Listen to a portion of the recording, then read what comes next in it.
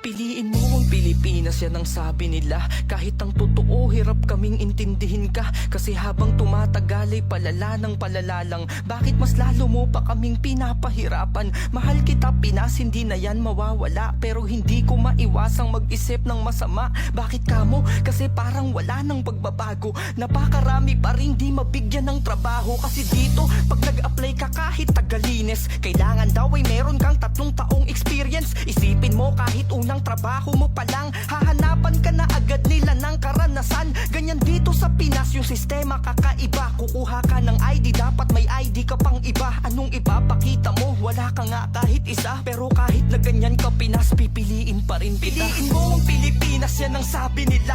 Kahit ang tunay mong ganda ay di na maipinta. Pero ito pa rin kami at handang mahalin ka. Hindi ka susukuan kahit ang bigat na. Ikaw pa rin ang pipiliin ko, wala nang iba. Taas noo ko pa rin na ipagmamalaki ka.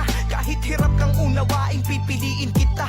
Proud Pinoy pa rin kahit saan mang lugar mapunta. Dito pag meron kang tato, kriminal ka na agad. Kung gusto mong magkatrabaho, pahirapang maghanap. Dahil ang Pinas ay puno ng mga mapang mata. Di mo namamalaya na pinagtatawanan ka na. Dito sa Pinas bawal kang umangat, bawal kang umasenso. Dahil baka magalit sa'yo lahat ng kapitbahay nyo o kahit pa iyong kamag-anakan. Pero pag sila ayos lang, pwede kang apak-apakan. Di ko maintindihan, ilang ulit ko mang isipin. Pare-pareho lang namang mataas ang bilihin. Ba't magkaiba ang sweldo ng probinsya at Maynila? Yung 10 ba doon nabibili ng isang boteng mantika? Di ko maintindihan, ilang ulit ko mang isipin. Ba't mas madalas pang tumaas ang presyo ng bilihin? Kesa sa sahod na halos wala nang matira. Pero kahit na ganyan ka Pinas, pipiliin pa rin kita. Piliin mo ang Pilipinas, yan ang sabi nila. Kahit ang tunay mong ganda ay di na maipinta. Pero ito pa rin kami at handang mahalin ka. Hindi ka susukuan kahit ang bigat